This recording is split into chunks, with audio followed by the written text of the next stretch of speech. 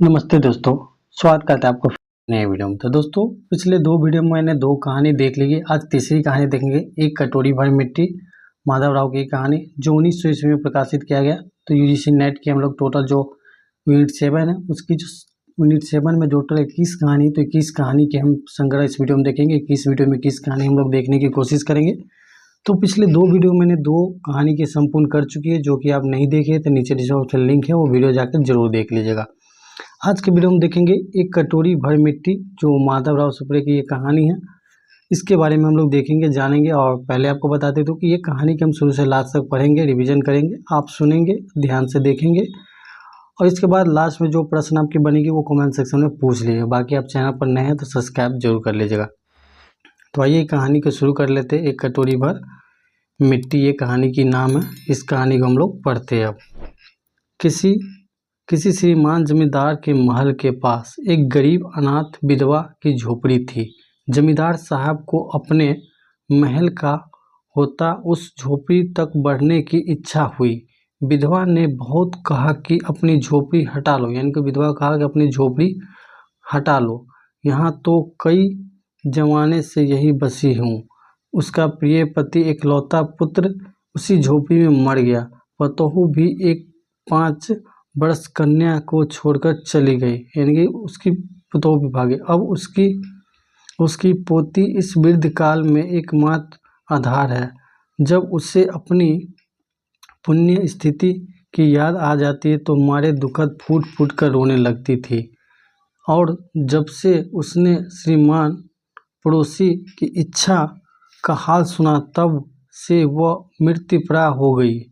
और उस झोपड़ी पे उसका मन लग गया था। बिना मेरे वहाँ से वह निकाला नहीं चाहता, यानी कि बिना वहाँ निकालना नहीं चाहता। श्रीमान सर्वप्रथम निफल हुई और तब अपनी जमींदारी चाल चलने लगी और बाल की खाल निकालने लगी। वकीलों की थैली गरम कर उन्हें अदालत झोपड़ी पर अपना कब्जा कराने के लिए करा लिया और विधवा को वहाँ से निकाल दिया।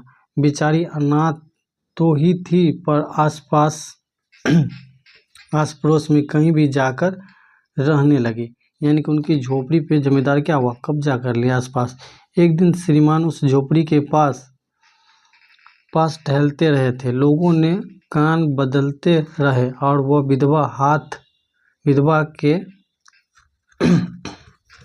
विधवा के हाथ में एक टोकरी लेकर वहां पहुंची। श्रीमान ने उससे देखते हुए अपने नौकर को कहा कि उन्हें हटा दो, और वहां पर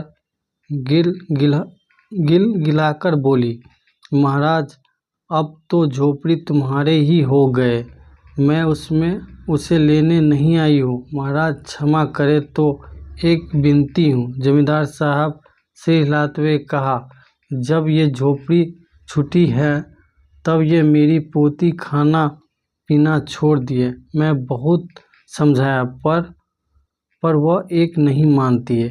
यही कहा करती है कि अपने घर चलो, वह रोटी खाऊंगा।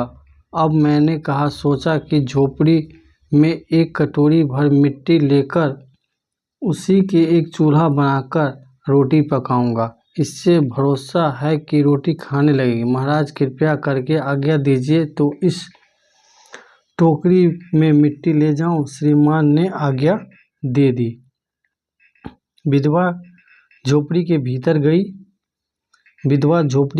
गई और वहां जाते हुए उस पुराने बातों को स्मरण हुआ और उनकी आंखों में आंसू की धारा बहने लगी। अंततः आंतरिक दुखी को किसी तरह का संभालकर अपने टोकरी में मिट्टी भर ली और हाथ से उठाकर बाहर ले आई। फिर हाथ जोड़कर श्रीमान प्रार्थना करने लगी, महाराज कृपा करके इस टोकरी को जरा हाथ लगाइए, जिससे मैं इसे अपने सिर पर धर लूं। जमींदार साहब पहले ही बहुत नाराज हुए, पर जब बार बार हाथ जोड़ने लगे और पैरों पर गिरने लगे तो उसके मन में कुछ दया आ गई और किसी नौकर से न कहकर स्वयं ही टोकरी उठाने आगे बढ़ गए। जो ही टोकरी में हाथ लगाए ऊपर उठाने लगे तो ही देखा कि यह काम उनकी शक्ति से बाहर है। फिर भी तो उन्हें अपनी ये सब ताकत लगाकर टोकरी उठाना चाहा, पर जिस स्थान पर टोकरी रखी थी वहाँ से एक हाथ भी ऊंचे न हुई, यानी कि टोकरी उठी नहीं। वह लज्जित होकर कहने लगा, नहीं नहीं, यह टोकरी हमसे न उठेगा। यह सुनकर विधवा ने कहा, महाराज नाराज न हो, आपसे एक टोकरी भर मिट्टी नहीं उठाई जाती है। यह झोपड़ी में तो हजारों टोकरी मिट्टी है, उस पर भार आप जन्म जन्म क्यों उठा सकेंगे? आप इस बात पर विचार कीजिएगा। यानी कि उस विधवा ने कहा कि आपने एक टोकरी उठा पाया, पर इस झोपड़ी में तो हजारों टोकरी, उसको आप कैसे उठा पाएगा?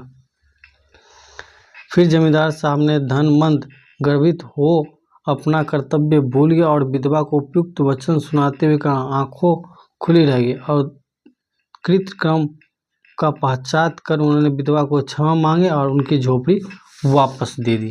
तो दोस्तों एक छोटी सी कहानी थी जो कि 5-7 मिनट में पूरी होगी। तो दोस्तों इसमें एक जमींदार है और एक बुजुर्ग महिला है जिनकी एक पोती है।